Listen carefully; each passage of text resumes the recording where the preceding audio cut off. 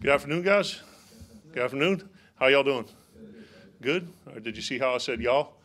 All right, so after 3 short weeks, I've successfully transitioned, because in Pittsburgh we say yins. You probably never heard that word, and that means you all. So now, in a couple weeks now, I've successfully translated yins to all, so I'm happy to be here and get going. I'm extremely excited to officially add 15 new players and families to the Mississippi State football program. Excuse me, the road to signing day is a long and winding journey with lots of twists and turns. With that being said, there's been a tremendous amount of time and effort put forth by our school, our coaching staff, and our support staff to successfully assemble a recruiting class of this caliber. I would like to personally thank the people who deserve recognition for their commitment to building State Team 18. Number one, our university, President Keenum, Mr. Cohn, and our athletic administration for providing our coaching staff with the resources necessary to sign a top-ranked recruiting class. So certainly very appreciative of them. The people behind the scenes who assist and play an integral role in our recruiting efforts, certainly our university flight department, who with us zigzagging across the country for the past 2 or 3 weeks and sometimes didn't know what state or city I was in, but those guys always made sure we got up and got down safe and got there in an expeditious manner. Our professors and our academic advising, who would do a great job during our recruiting weekends, assisting our young men and their families about the classes they'll be taking and how they'll be supported academically. The people who work in the hotels and the restaurant workers, for putting our guys up and feeding them during the weekends. Our equipment staff, our video staff, sports medicine, compliance, and certainly Bill and his sports information staff. All these people unselfishly devote their time and resources with very little credit or fanfare, and I would like to say how much our staff certainly appreciates everything that they do. Next, I'd like to thank the high school coaches and fans we've met on the road, particularly in the great state of Mississippi. The people were incredibly accommodating and welcomed this Pittsburgh boy with open arms. Southern hospitality is a real thing, as is a passion for Mississippi State football. The number of pictures, autographs, handshakes, there were just too many to count. So I really certainly appreciate everything that the great state has done in welcoming myself, our new coaches, and my family down here. Next, I'd like to thank our coaching staff and recruiting department. Obviously, I know that change is difficult, guys. I get that part. But the staff I've retained, in addition to our new hires, have done an unbelievable job in the transition, and I think it's a testament to the relationships that we have built and cultivated over the past 2 years, as well as the past 2 weeks.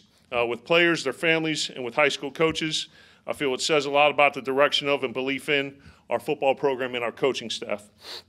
Lastly, and most importantly, I'd like to thank the 2018 commits and their family members. The recruiting process in its simplest form to me is about relationships and about decision-making criteria. I would like to personally thank all the parents and family members who believed in our culture and vision enough to allow their sons to play for this coaching staff and for our football program. It is our promise to be great mentors to our players and to help guide them to exceed their potential as students, as players, and as people. Lastly, and most importantly, I would like to thank the members of State Team 18 for their unwavering loyalty and for deciding to join a football program on the rise who will help them achieve their goals in the classroom, on the field, and in the community. We want our incoming class to exhaust their eligibility and cross the stage at graduation in 4 years with a world-class degree in one hand and 4 championship rings on the other. So I'm certainly grateful for them and excited to add them as into our football program. Just a recruiting class overview, what we were looking for in this class from a physical standpoint. We wanted to bring in players with football ability to help us win an SEC championship and compete for a national championship. And from an intangibles perspective, wanted guys who are smart, tough, disciplined, have great work ethic, and care more about team success than individual recognition. So obviously y'all have the handout in terms of the players, the positions, the states, the accolades, and all those things. Those are my thoughts on the process, how it's gone down, and if I'd call it a whirlwind if I had time to stop and think that it was a whirlwind. So with that, I'd like to open it up to any questions y'all may have. David Murray, Genes Page 24/7. First, how many scholarships do you still have to give in this current class, either the next couple of days of February? And second, just in general, do you feel good about your meeting with it? It's fluid. We're going to be in the 4 to 5 range moving forward. Sure.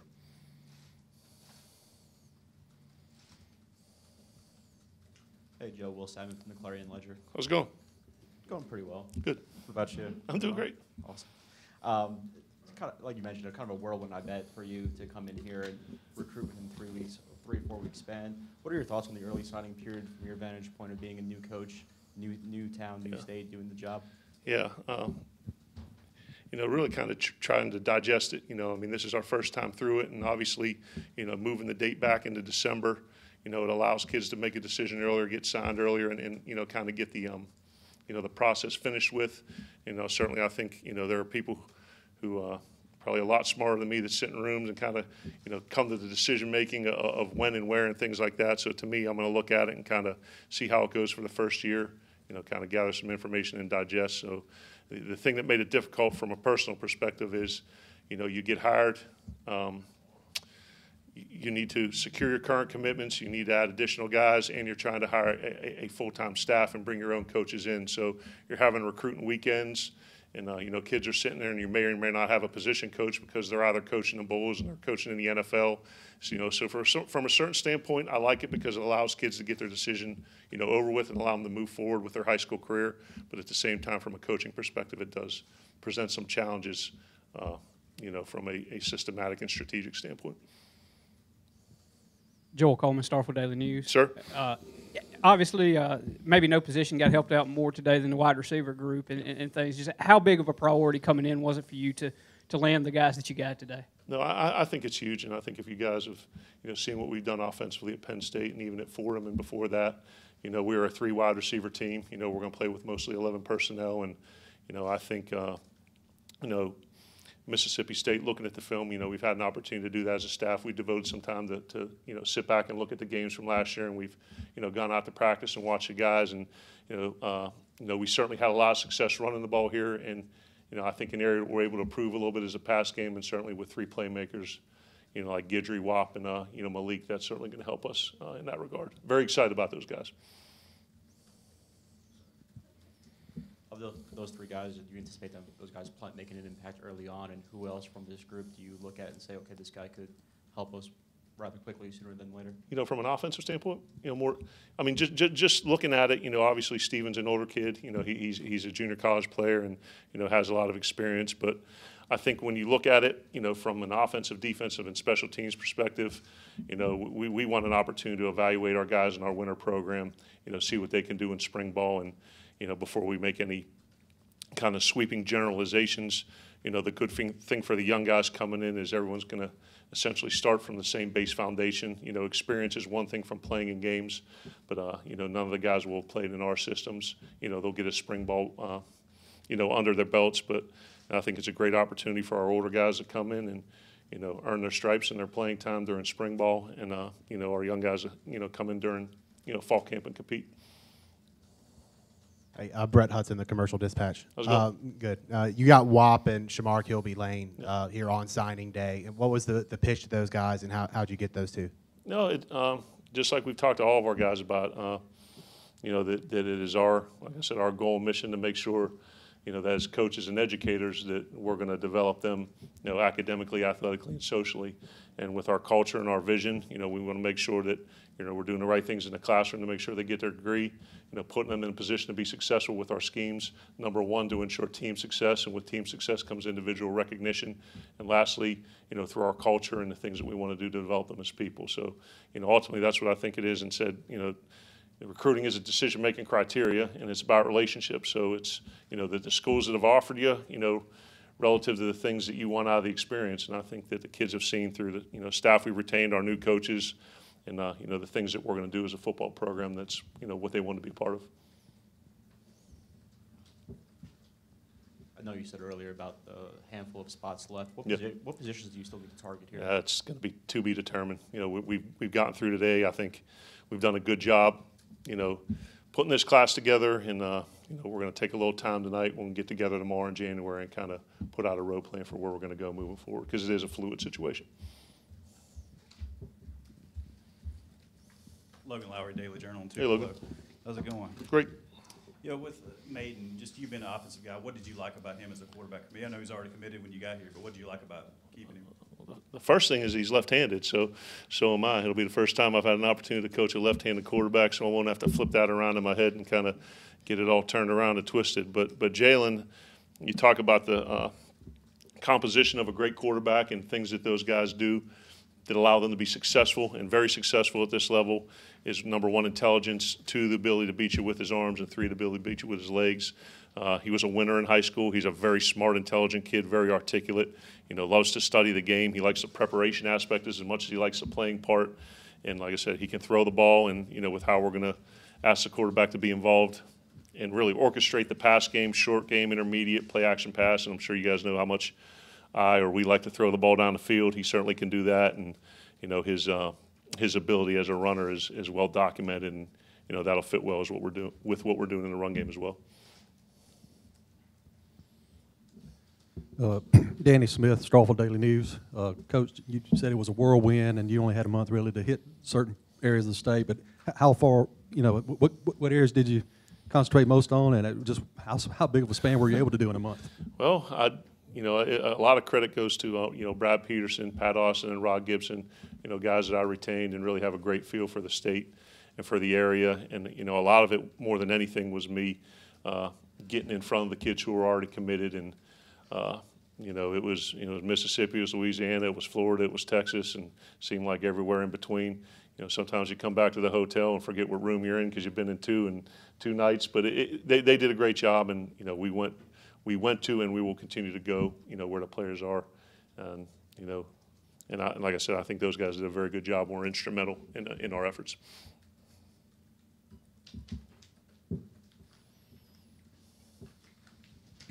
Ronnie Smith from WCBI TV.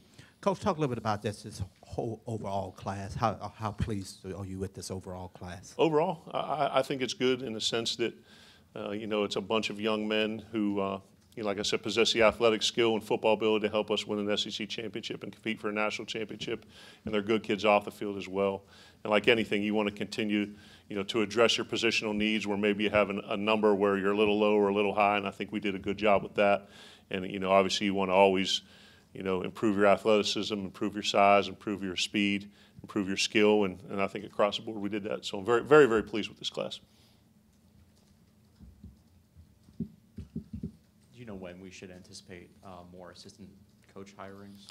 I do, and a lot of it right now is predicated on when their seasons end. So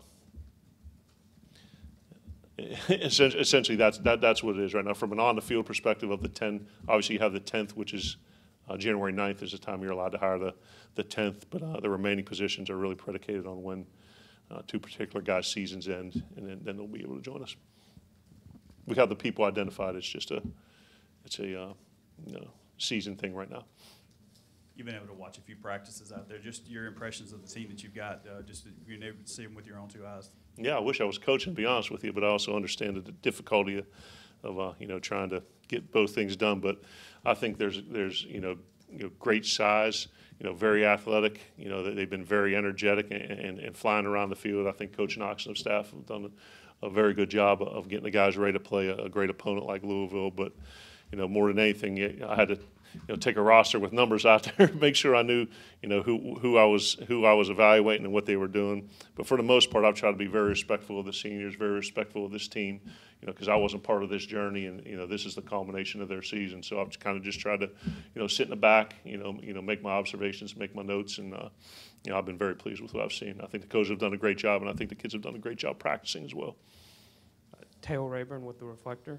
Yes, sir. Just what are your thoughts on the first early signing period, and then also how do you balance finishing out this class as opposed to going ahead and working on the 2019 class? My thoughts, like I mentioned earlier, it's good in the sense that it allows kids who are confident in their decision to sign and then move forward with their high school careers. Kind of the trickle-down effect and ripple effect of the other things, where the calendar kind of moves and things like that. I think there's things that need to be evaluated and are to be determined. What was the second part? I'm sorry.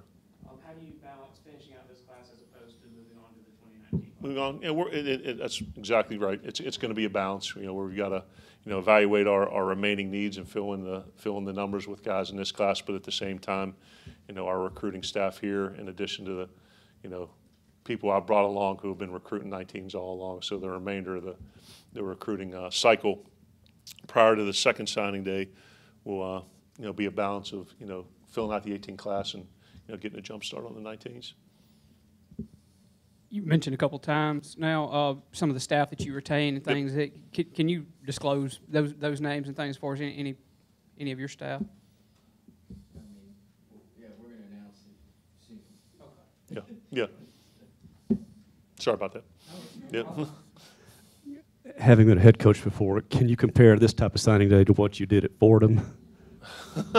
Well, in the sense that they were both football classes that were signed, I think that would make it similar. We had having, and I say this with great deference, having been at Akron for 4 years and at UConn for 3 years and being a part of, major BCS football or, mid-major football, I kind of had an idea, as an assistant what went into it. And my whole thought process at Fordham is we were going to run it as much like a Division I major football program as possible. So we had the same thing, posting the signings on social media and had to meet the recruit night afterwards. So, it's the same in the sense that you're signing kids and providing them an opportunity to improve their lives with football as a vehicle to their education.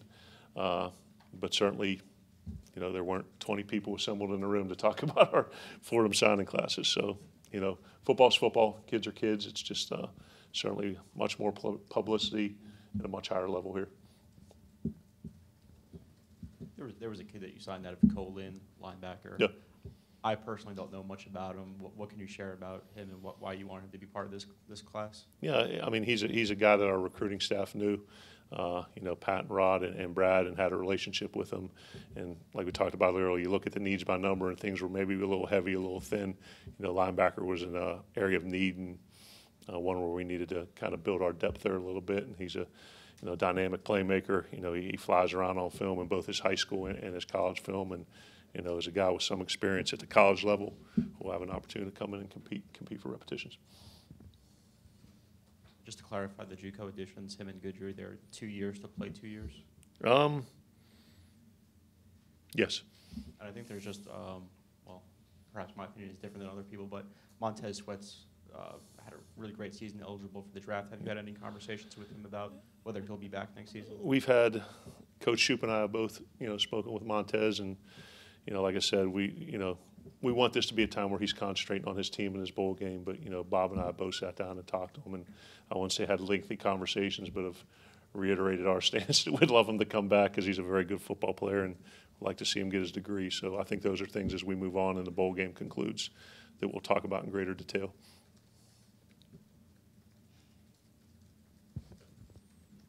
When you got your first look at LaDamian Webb, what did you think of him and how will he fit into your system? No, I think he possesses a lot of the positional attributes and skills that we've had, in our running backs in this system that have found a lot of success. I mean, you look at, he's not as big as Saquon, but he's comparable to a lot of the other guys we had on the Penn State roster, Miles Sanders, some of the other guys.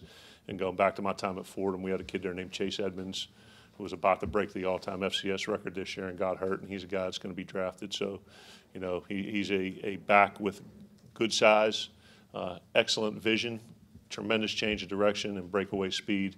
He can catch the ball well too. So, how we operate, being an inside zone team, and do some things on the perimeter, I think he's a good fit for what we're going to do.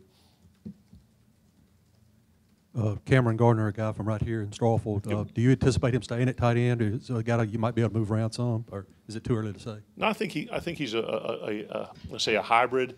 And when you look at our offenses, at Penn State and at Fordham, and even before that, a majority of those guys who've had an opportunity to play in our system have moved on to the next level and played in the NFL. From Michael Gesicki, who'll be a high draft pick this year. The Fordham kids all got into a camp, and going back to Ryan Griffin at UConn. And the thing that we like about Cameron is he's big, he's physical, he's athletic, but he possesses, an ability to block. So I think what we look for in the tight end position is a guy who, when you have him lined up in the core of the formation, he can block like a tight end and be able to outrun linebackers. And when you split him out, he's a size matchup for safety. So I think, with him playing mostly receiver in high school but being physical enough, he provides us that flexibility.